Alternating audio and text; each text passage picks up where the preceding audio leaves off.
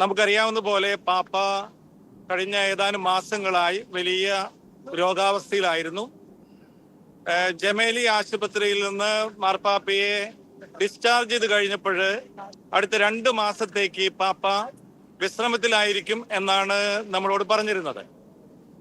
എന്നാൽ ഇതിൽ നിന്ന് വിപരീതമായി ഈ കഴിഞ്ഞ ദിവസങ്ങളിലെല്ലാം പാപ്പ ചെറിയ ചെറിയ സന്ദർശനങ്ങൾ ഈ റോമിൽ നടത്തുകയുണ്ടായി, ജനങ്ങളെ എല്ലാം അത്ഭുതപ്പെടുത്തിക്കൊണ്ട്. ഒരു 2 ആഴ്ച മുൻപ് പാപ്പ വത്തിക്കാൻ സെന്റ് പീറ്റേഴ്സ് ബസിലിക്കയിൽ രോഗികൾക്ക് വേണ്ടി ജൂബിലിയുടെ ഭാഗമായിട്ട് നടത്തിയിരുന്ന ആ ദിവസം പാപ്പ വത്തിക്കാനിലെ സെന്റ് പീറ്റേഴ്സ് ബസിലിക്കയിൽ ആകസ്മികമായി വീൽ ചെയറിൽ പ്രത്യക്ഷപ്പെട്ടു. പിറ്റേ ദിവസം പാപ്പ മരിയ മജോറ സന്ദർശിക്കാനായിട്ട് പോയി. എല്ലാവരെയും അത്ഭുതപ്പെടുത്തിക്കൊണ്ട് ഈസ്റ്റർ ദിവസം പാപ്പ വന്ന് ജനങ്ങളെ കാണുകയും ആശീർവാദം നൽകുകയും ചെയ്തു. ഇന്നലെ ലക്ഷക്കണക്കിന് മനുഷ്യര് ഈ വത്തിക്കാനില് ഈസ്റ്ററിന് വേണ്ടി ഒരുമിച്ച് കൂടി അതിന്റെ അവസാനത്തിൽ ഊർബിയെ തോർബിയെ എന്ന് പറയുന്ന ആശീർവാദം നൽകാൻ പാപ്പ വത്തിക്കാന്റെ സെന്റ് പീറ്റേഴ്സ് ബസിലിക്കയുടെ മുൻപിൽ പ്രത്യക്ഷപ്പെട്ടു. അത് കഴിഞ്ഞ് പാപ്പ ജനങ്ങളുടെ ഇടയിലൂടെ പാപ്പ സഞ്ചരിച്ചു വീൽ ചെയറിൽ. അപ്പോഴൊക്കെ വളരെ രോഗാവസ്ഥയിൽ എന്ന് പറഞ്ഞാൽ സംസാരിക്കാൻ വലിയ ബുദ്ധിമുട്ട് പാപ്പയുടെ സംസാരത്തിൽ പ്രകടമായിരുന്നു. എങ്കിലും ആളുകളുടെ വലിയ ജനക്കൂട്ടം കണ്ടപ്പോൾ ഹാപ്പി ഈസ്റ്റർ എന്ന് ഇറ്റാലിയൻ ഭാഷയിൽ ബോന പാസ്ക്വ എന്ന് പാപ്പ പറഞ്ഞു. എല്ലാവരും സഹർഷത്തോടുകൂടെ പാപ്പയെ കാണുകയും ഒരു അത്ഭുതം എന്ന രീതിയിൽ പാപ്പ കണ്ട് അങ്ങനെ സന്തോഷിക്കാൻ ഇന്നലെ വന്ന ജനത്തിനൊക്കെ കഴിഞ്ഞു. ഇന്ന് രാവിലെ ഞാൻ എൻ്റെ ഇടവകയിൽപ്പെട്ട ഒരു 100ഓളം വരുന്ന ആളുകളെയും കൊണ്ട് പോർത്ത സാന്ത മാപ്പ ഈ ജൂബിലിയുടെ ഭാഗമായിട്ട് തുറന്നത് കയറാൻ വേണ്ടി വന്ന് ഞങ്ങൾ കുരിശിന്റെ വഴി ചൊല്ലി മുൻപോട്ട് പോകുന്നതിനിടയിലാണ് പാപ്പയുടെ മരണ വാർത്ത ഇങ്ങനെ അറിയാനിട വന്നത്. ഇവിടെ 10,000-കണക്കിന് മനുഷ്യര് ഇപ്പോൾ ഈ സെന്റ് പീറ്റേഴ്സ് ബസിലിക്കയുടെ മുൻപിലുള്ള ഈ ചത്തുരത്തിലുണ്ട്.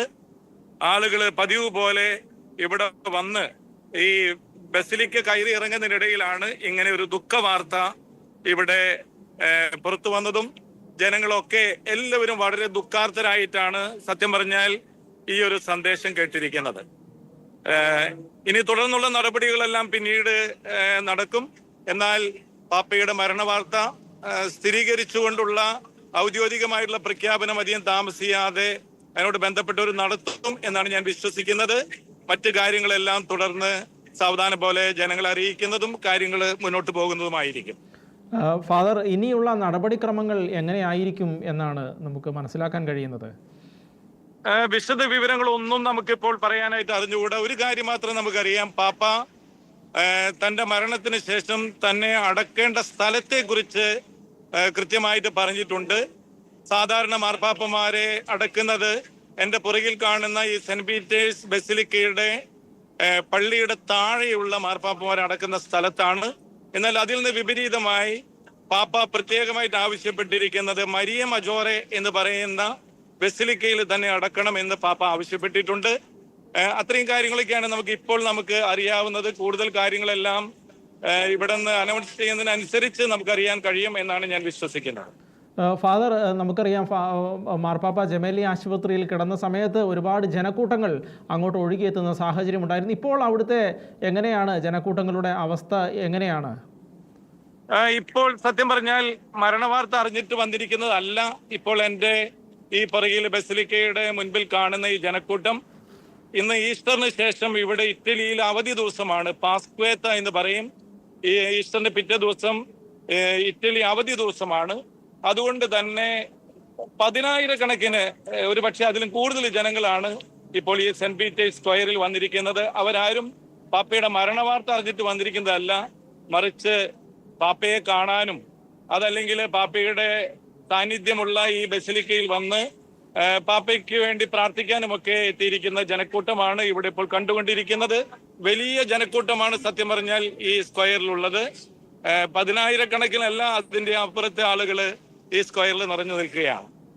എനിക്ക് തോന്നുന്നത് അല്പസമയം മുമ്പായിരിക്കും ഒരുപക്ഷെ ആളുകൾ അറിഞ്ഞിട്ടുണ്ടാവുക ഇങ്ങനെ മാർപ്പാപ്പയുടെ വിയോഗത്തെക്കുറിച്ച്. എങ്ങനെയാണ് അവിടെ ജനക്കൂട്ടങ്ങൾ പ്രതികരിക്കുന്നത്? എന്ന് വെച്ചാൽ ഞാൻ ഉദ്ദേശിച്ചത് ഇപ്പോൾ